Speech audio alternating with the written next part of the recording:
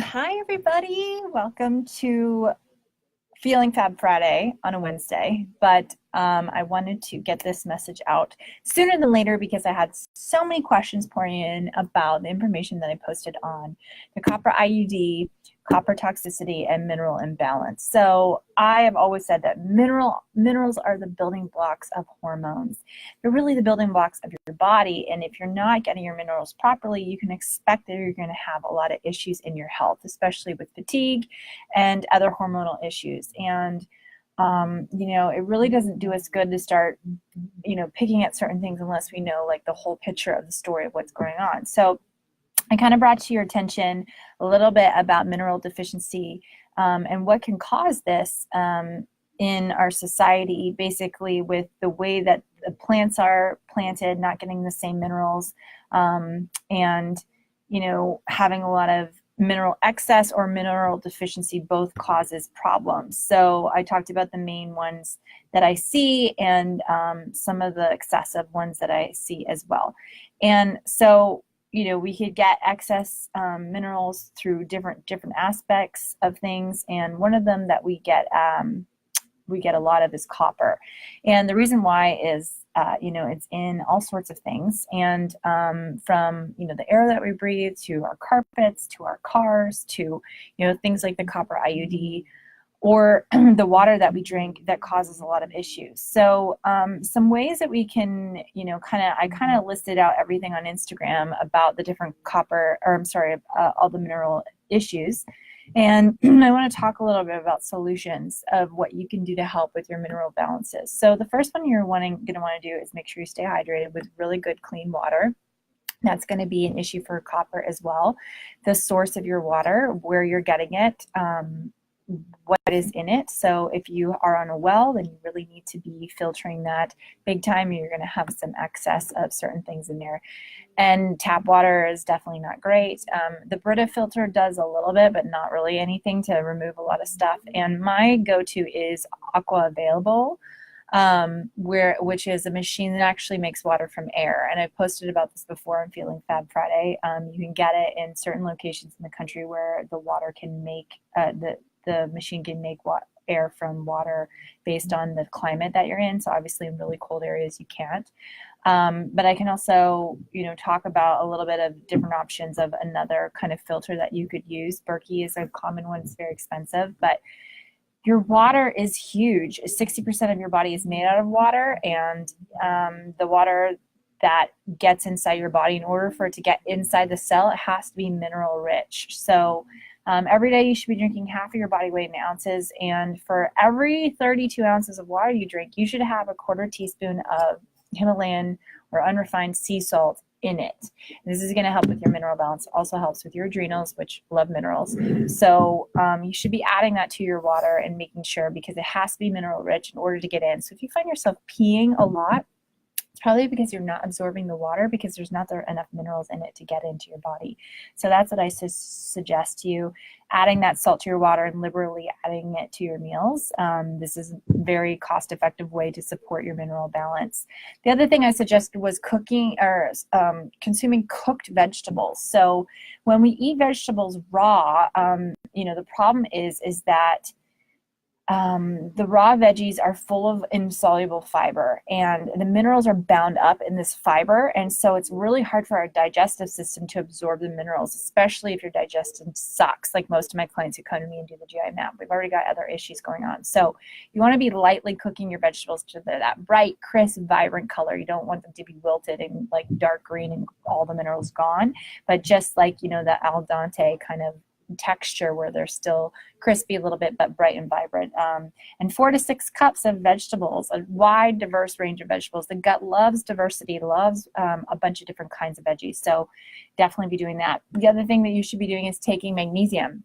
It's something I recommend to all my clients, and most people have mineral deficiency, pretty much most of my clients and most people. So this is really important for energy levels, and it's really required for over 300 different enzyme reactions in your body, which is a lot. And when it comes to magnesium, the type really matters. So magnesium citrate is really not the best kind. It really wreaks havoc on your digestive system, and it's not the most bioavailable. You're not getting a bang for your buck. It's not getting in. It's not absorbing as much. So you really want to be getting magnesium glycinate, magnesium bisglycinate, or magnesium malate, those forms. I also like magnesium threonate, which can also be great for if you've got headaches. I use a brand called Designs for Health Neuromag.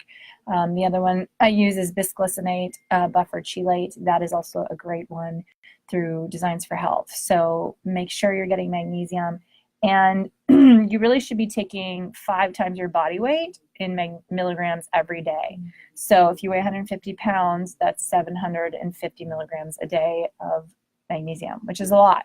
So you might not be getting enough of that, and it's something really important. Okay, so I talked a little bit about heavy metals. Again, we want to make sure our water that we're drinking is really clean.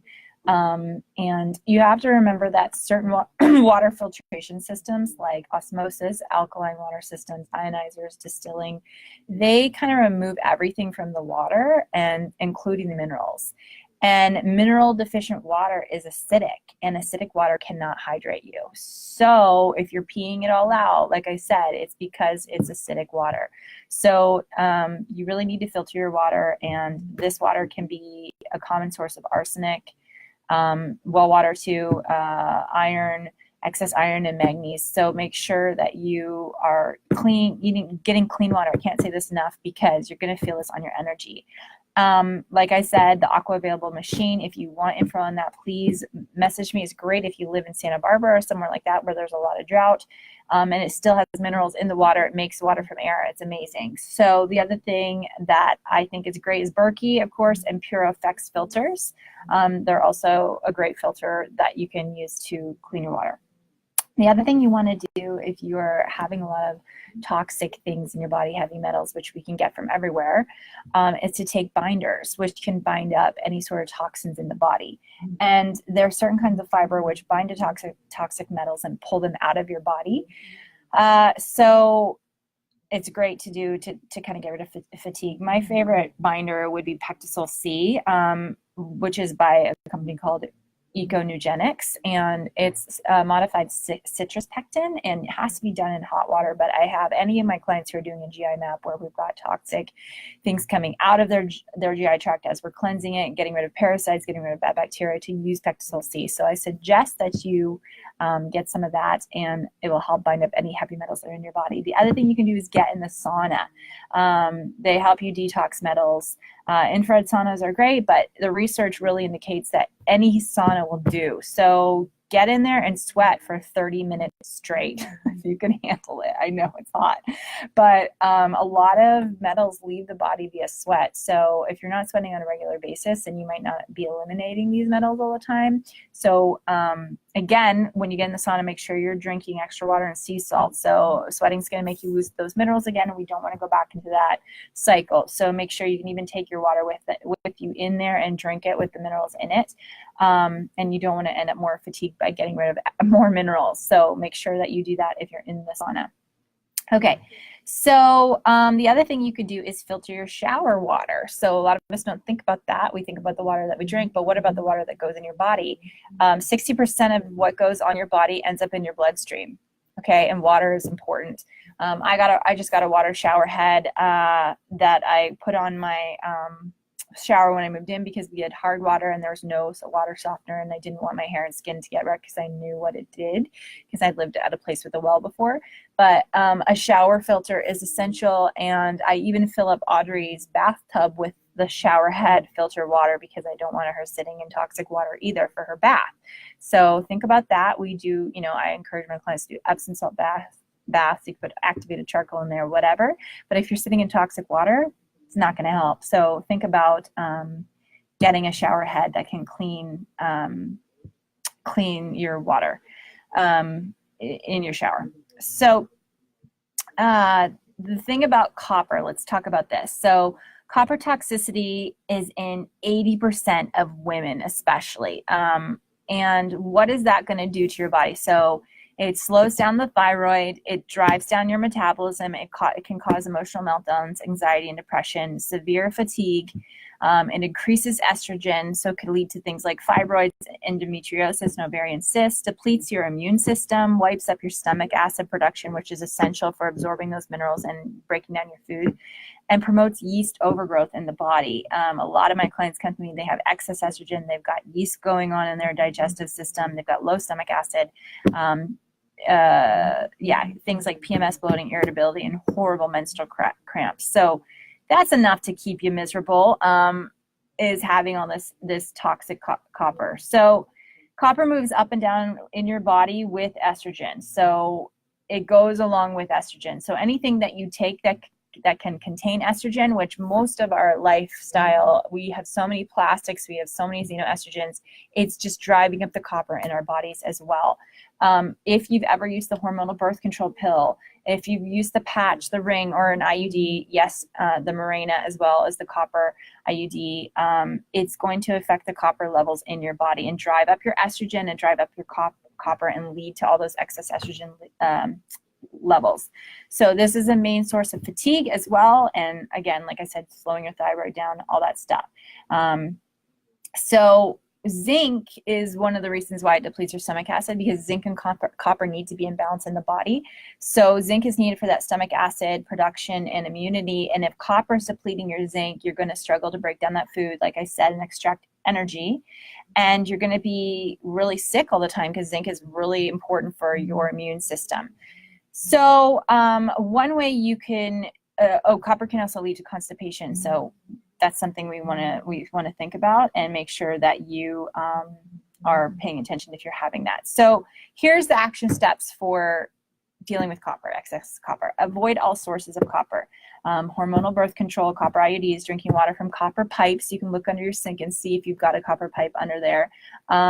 Swimming in public pools and hot tubs, because copper is used as a mold and fungus deterrent for most public pools. And drinking out of copper cups or any of that fashionable copper, just stop doing that. Avoid it altogether and anything like that.